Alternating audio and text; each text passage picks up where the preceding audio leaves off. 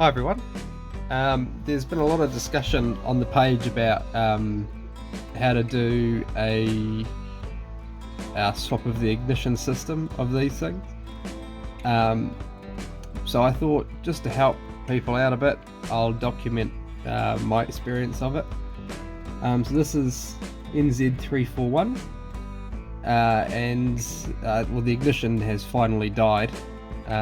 It's been a bit dodgy for quite a while now. Cutting out, it would sort of cut out and then cut in. Wasn't fuel. Fuel, you tend to sort of feel it bogging a bit, but this was as if you just turned the key off and then it would turn back on.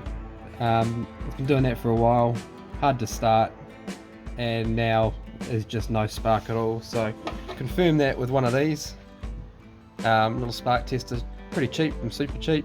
They light up when you got spark, and this now has absolutely nothing. So as per the recommendations, I've got some of the Mallory kit provided by Summit Racing, and so we're going to be changing inside the distributor, the optical unit, the coil, and also the 24 to 12 volt voltage reducer. Right, so as you may be aware, under the distributor cap in these things, unclip it. Rather than having a set of points, there is, and pull that out, pull the rotor off. There's an optical pickup, so there isn't any points, any traditional points in these. And you've got the optical unit, so a little LED which shines through, and then it can the light is picked up on the receiver here. And on the back of the rotor cap, you've got these little shutters. So instead of the points opening and closing, it basically, light can pass through and it's blocked, light can pass through, blocked. And that is basically what triggers a spark on each of the cylinders. So as part of the Mallory kit, we're going to be replacing this part. It just unscrews 2 screws, comes out. We're also going to be replacing the coil, which I'll show you that shortly. And also, because we're replacing everything else, I've got a new distributor cap and rotor coming as well.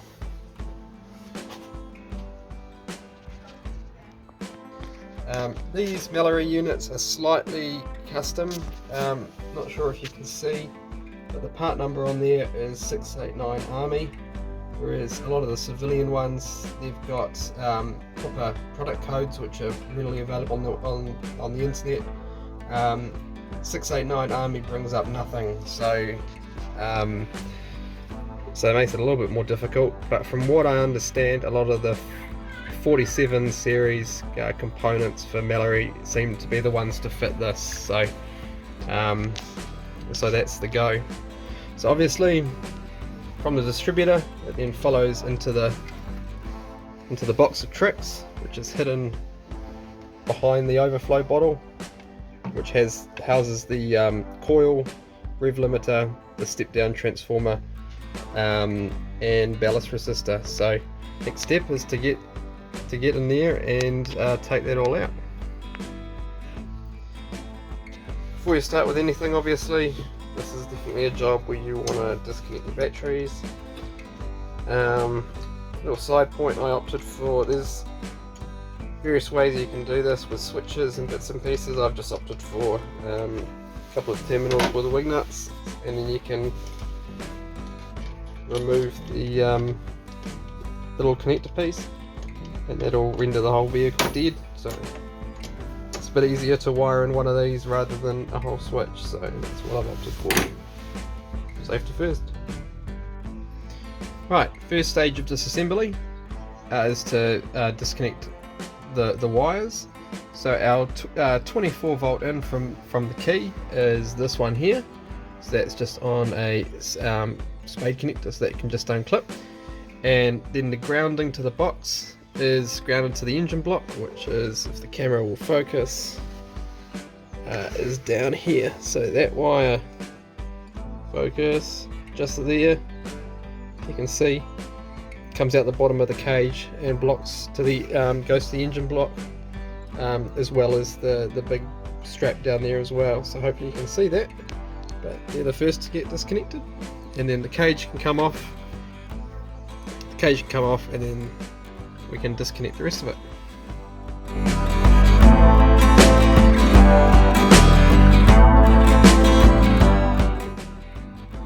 Right, the old ignition system is mostly out. Haven't got to the distributor part yet, but the coil arrangement and all of that is mostly out.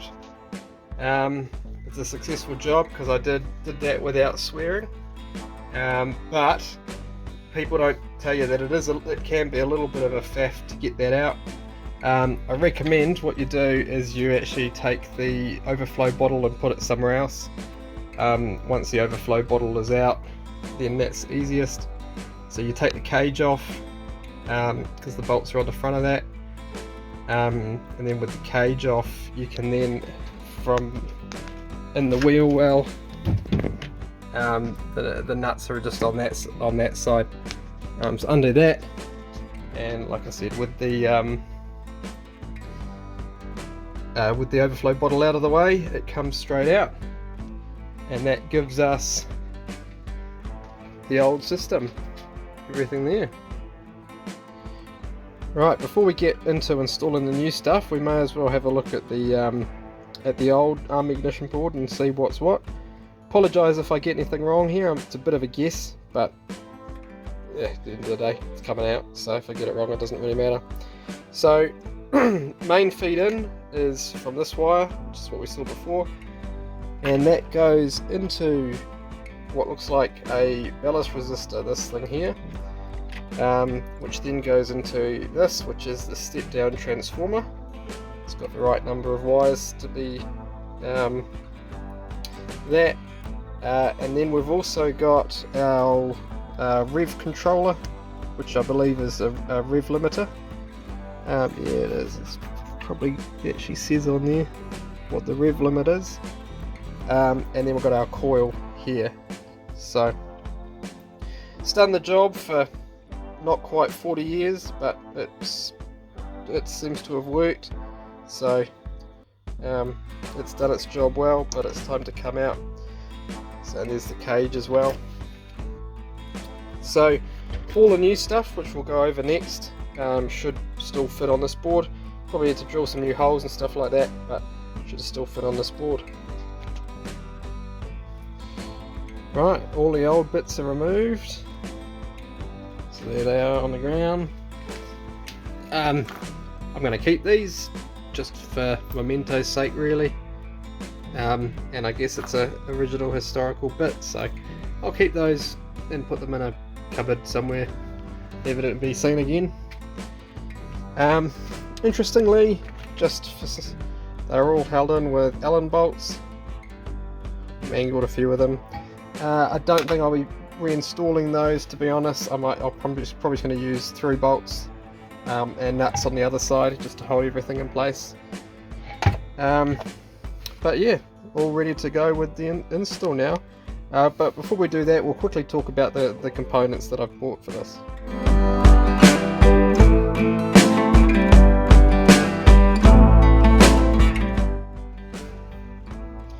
So one of the choices to make when getting a new components is what sort of step down transformer you need.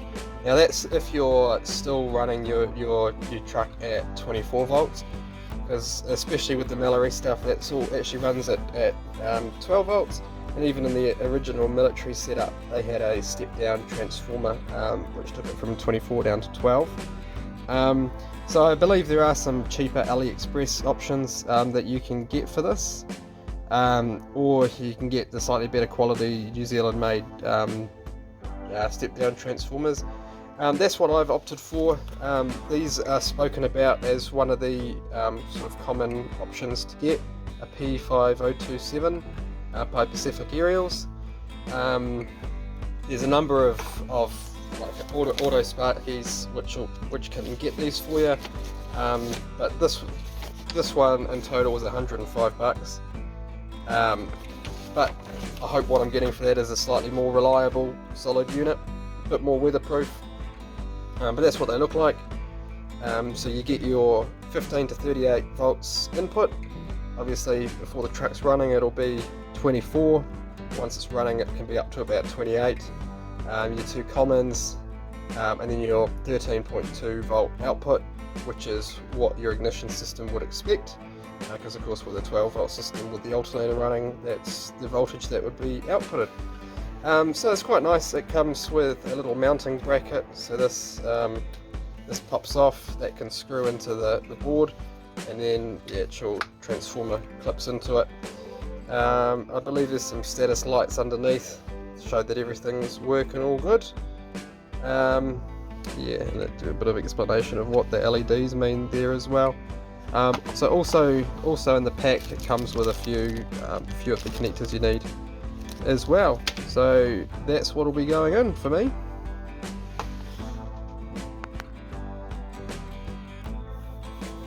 Right, so some of the bits that I've bought, just a bit like show and tell.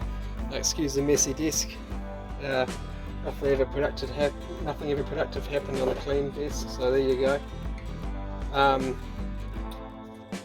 First component is the coil. So Mallory universal coil, part number is there. All of this stuff was purchased from Summit Racing in the States, by the way. At the point of purchase, all up, I think it was about $450 for everything. So coil, it's just a cylinder type of coil.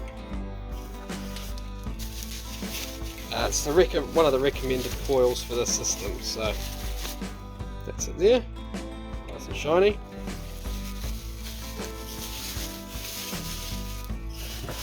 So that'll be going in. Next pieces that we have, we'll just go in order here, is the ballast resistor. So that is the part number. Now they do say that if you're using all of this combination of kit that you do not need a ballast resistor, and that is true, you don't need one. They say it, Mallory say it themselves, but what they do say in the instructions on the coil is for street use, i.e. so not racing, for a little bit extra reliability they still do recommend using a ballast resistor. So I believe it's optional, but just for an extra little bit of reliability I'm going to put one in.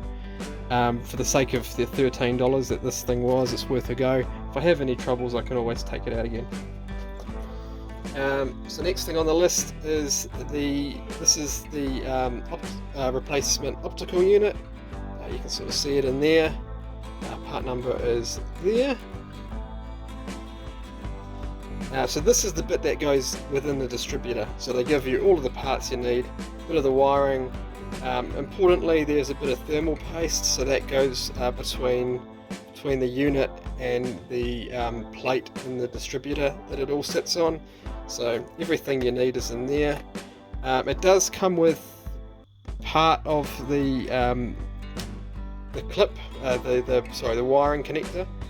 There is another thing you can buy from Summit which continues that, but what I have done instead from J-Car is I've got a couple of connectors here, so a similar to connector that comes in this pack. You can kind of see it down there. So I've bought a similar one, which is a 3-post one, but then I've also got the slightly better waterproof one, and this one's quite similar to the plugs that were on the original Army ignition too. So I'm yet to decide which of these go in. I guess you'll see later in the video which one I opted for. Then I've also just got a coil bracket. Of course, it needs to sit inside in the original Army box. So that is the part number for that. And I've then got a replacement rotor.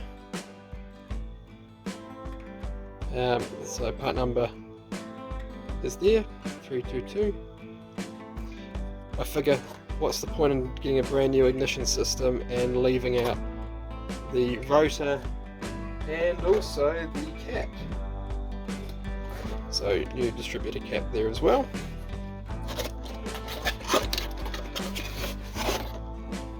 Pretty basic. And the part number for that is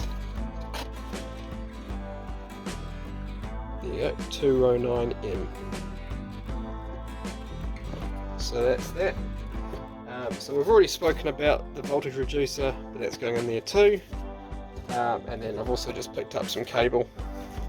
If you want to keep the colours the same as what's in the kit, you need those colours, black, red, green and brown. So hopefully with those components and a few other bits and pieces, we should do everything we need. Right, so with a little bit of luck, that's how everything should sit on the board. So we'll have our power, which comes in to the voltage reducer. That will then go out to the ballast resistor, and the ballast resistor will go to the coil.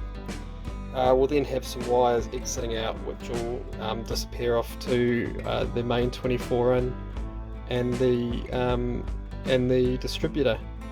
And the good thing about all of that, if I get my camera to stay without falling, is that the original cage, so we've got the hole in the top for the main high tension wire, and then the wire out the side for the additional ones.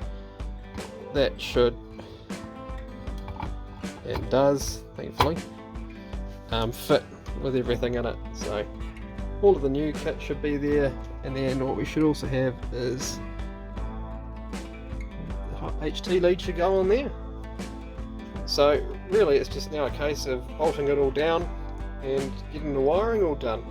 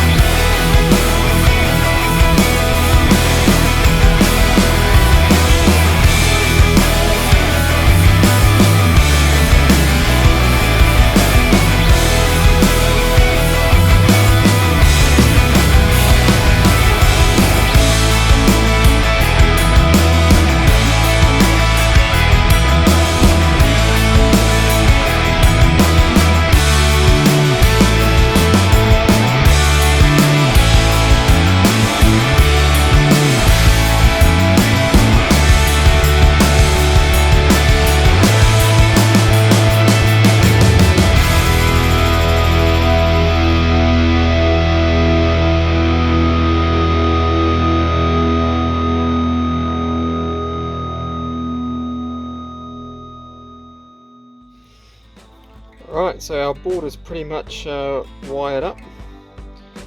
We've got our external feeds going out this way.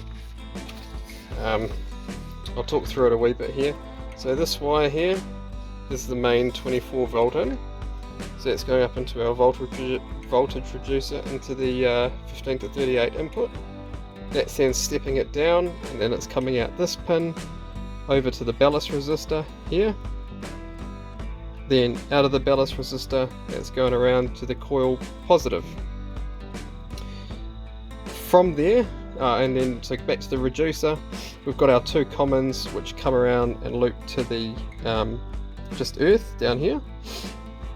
There's another earth strap which goes from this post down to the engine block. So that's how that's earth. The next step is these three wires here. We've got the red, green and the brown. Looking at the instructions, so the red is red goes to the coil positive, so that loops through up and under and then joins this wire here on the coil positive. Green goes to the coil negative, so that goes underneath and up onto that coil negative, and the brown is just that's just a ground, so you'll see that comes around here and joins these on the common ground there. So these go off to the distributor. These are what connects to the optical unit, and that's what we're going to wire up next. So that is essentially ready to go. And so looking at the original, the cage, so HT lead goes out the side, and then we've got our original hole for all of the bits and pieces and talking to the distributor, and so naturally that's roughly where the wires are coming out here to all go through that hole. So yeah, so the next step now, like I said before, is to install the optical unit.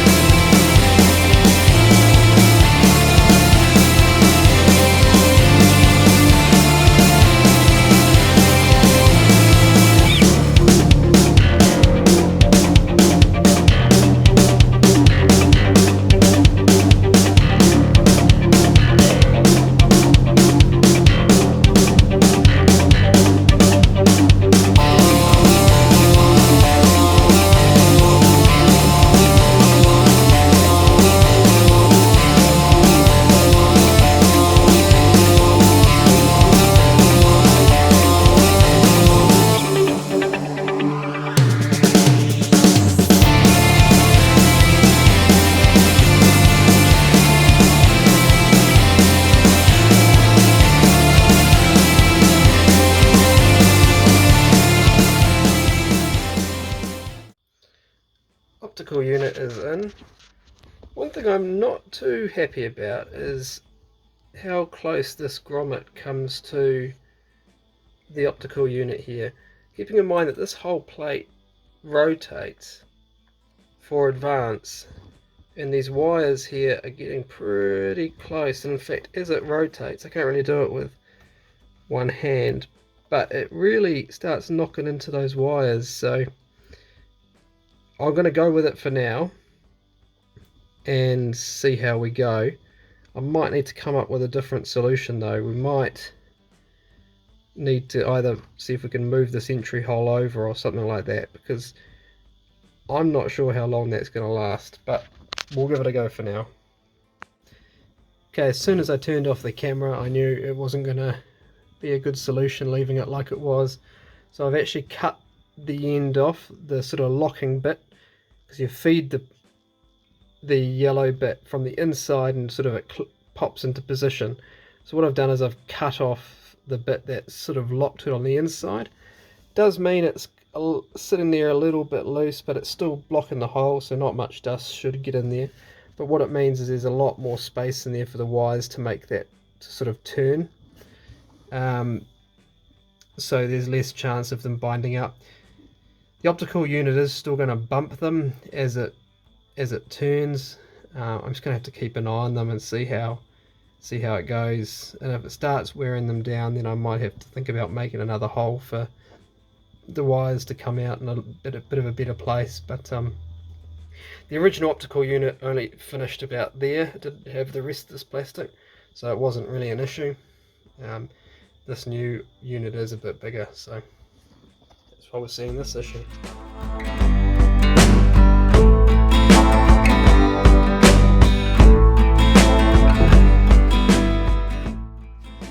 This is the moment of truth. Before putting everything back together and installing the board back into the truck, it's time for a bit of a test. So the distributor's all done. I've got the plug wired in there. I've just got some sample leads coming out of it for now, just to lengthen it, and everything comes up to the ignition box, which is currently sitting on the wing here, just to give it all a test run.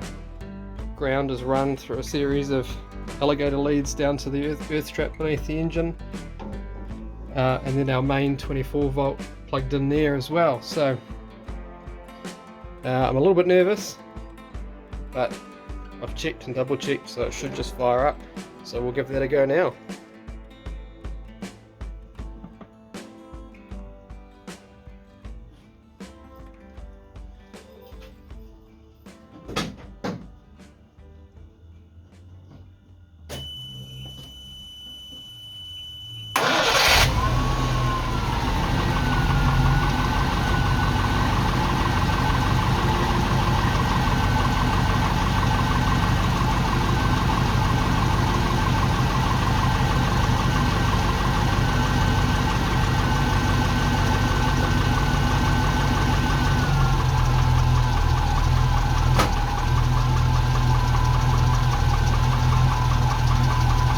That's the first time ever with this truck that I've been able to kill the choke straight away and it keeps running. So that's fantastic, massive improvement already.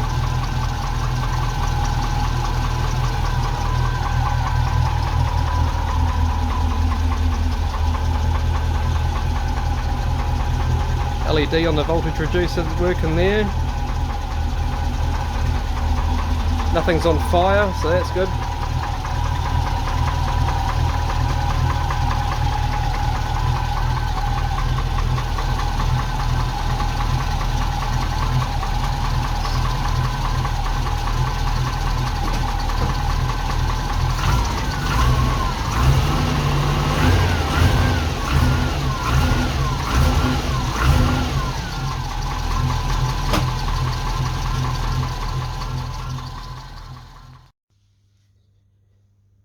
After that successful test, I've got everything back out on the bench again, just before final installation. I've wrapped some heat shrink around the wires which go after the distributor. I'll cut this to length once it's in there, before I lock everything up. Just an interesting point. So I opted for a couple of, well, I got a couple of connectors to connect this part to the distributor in the truck. I had this waterproof one and this not waterproof one. Oh, that's not the one, that's the one that came with the distributor bits. This is the one that I got from JCar. I was umming and ahhing about which one to install. One's waterproof, this one isn't. But then I thought, this one. And the reason I chose that is because all of the connections on here aren't waterproof anyway, so there probably wasn't much point. This connector is significantly smaller, so therefore it's just going to be less cluttered in that area of the engine bay. So this gone, this is the one that I chose to go in. Something to keep in mind when you are doing this job, and it's not exactly obvious, is these little rubber mounts. The ones that were on here, so if I take it off, these are the original ones, they deteriorate, so you can see how it's got a big crack in them, and this one isn't bad compared to some of the other ones. But keep in mind that there is no metal between that side and that side, so it's relying on the rubber. It's an anti-vibration thing, so the moment that rubber breaks all the way through, this is going to completely separate and the ignition board could fall off. So I don't recommend that you reuse these old ones, especially like mine, if they're quite cracked. Like, the camera might not show that very well, but that's at least halfway through. Something to be wary of though is that it's difficult to find these, and RS Components sell similar things like this. The difference being on the original ones, this is an M5 thread by the way, the female end goes in almost all the way, so you can get about 10mm worth of thread inside it. The modern replacements don't go that far. So this is an M5 thread. That means it only goes into the body 5mm. So I've got a few nuts and washers to space it out so that not all of it goes in. So I'll put that together now and show you afterwards. I'll also post a link in the description which rubber mounts I got. Like I say, RS Components sell them. It did take them almost 2 weeks to get here, as this website doesn't make it obvious, but this was overseas stock. So place the order for these nice and early if you are doing the job, because they will take a while to get here. Right, so the new mounts are installed, as you can see.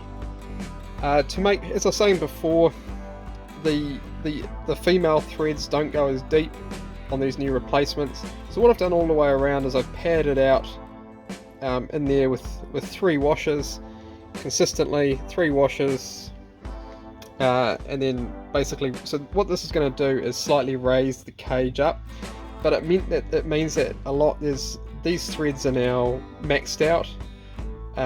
There's as much thread in there as possible, and they're tightened hard up against the frame here. So these mounts have a shear rating of over 5 kilos. So seeing as there's 4 of them, and the whole board is probably less than 5 kilos anyway, that should be plenty strong. So that's ready to go back into the vehicle. So that's what I'll do next. Right, she's all back together again and running. So, a bit difficult to see once everything's back in place, but you can see a bit of the coil there, all back in place. New distributor wiring all hooked up. Perhaps a bit of heat shrink there. So that's job done. New ignition for NZ 314. 341, sorry, forgot my own number. Just have to wait for tomorrow for a bit of a test run, so stay tuned and we'll give it a go out on the road. So that's job done for now. It's the morning now, time to give her a test run. Perfect, beautiful day for taking Landys for a drive. What do you reckon, Oscar? Yep. But I just remembered I was about to hop in and drive off, and then I remembered that after changing the ignition, an important step is also checking the timing. So got the timing light out. I won't try and film this part because other videos on YouTube, I've noticed cameras don't pick it up particularly well, especially when the light flashes really quickly. So I'll skip this part, but on my one there was already a mark on top dead center, obviously, in twink, but there was also a mark on 6 degrees advanced. So not entirely sure what the correct amount of advanced ignition is for these, but I always use 6 degrees of advance, as that's what was on there. So I will get that done, and then we'll be ready for a drive. If anyone has any better way of running timing lights, let me know. Because mine is 12 volt, I get some jumper leads, run it to one of the batteries. Really hope it doesn't hit anything while I'm doing it, like while it doesn't short out on anything. And then I connect that here. It's a bit of a mesh of wiring and stuff like that. So if anyone's got any other ways, or if anyone knows of 24 volt timing lights, let me know.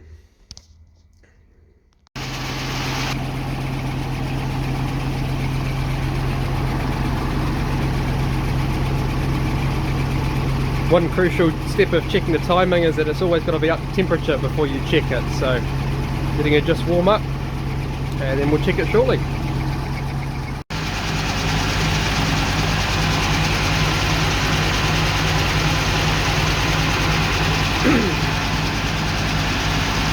Bit of fast idle to help it warm up.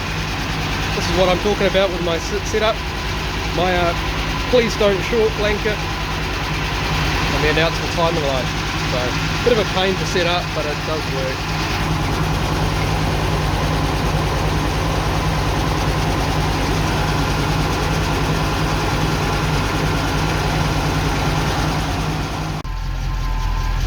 Alright, so timing's been checked now, it's all up to temperature, timing's checked. Interestingly, and I guess it could be to do with the slightly different position of the optical unit in the distributor, it was way advanced, it was way too advanced. So obviously just release the little bolt, hold in the distributor in place, tweak it until it lines up with the 6 degrees in advance and lock it back down. And what that's done actually is that it's brought the idle back down to back to where what I've considered normal. And it's running smoothly. So I've tightened the distributor back up, so it's really now time to go for a drive. One thing that I've noticed after doing this, noticed immediately actually, is that tick over how much more stable the engine is. It's not rocking at all, but previously, right now it'd be shaking all over the place, but that is rock solid. So the spark must have just been so weak and intermittent at idle that it was making the whole motor shake. So huge improvements all around by doing that, so it's fantastic. Alright, time to take it out on the road and give it a go.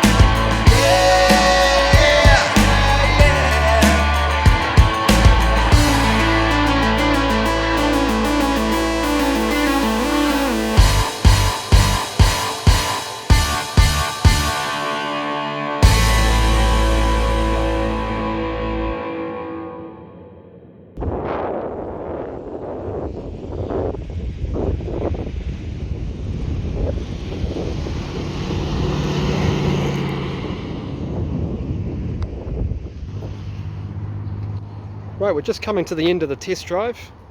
She behaved really well. Seemed really consistent with power, so it was really fantastic. I'm really pleased with that job. So delivered it really smoothly, didn't bog down at all, so quite a bit of a change to what I was used to. But now we've come to the most important part of any test drive that you can possibly do, and I should have mentioned this earlier. There you go. Most important part of any test drive.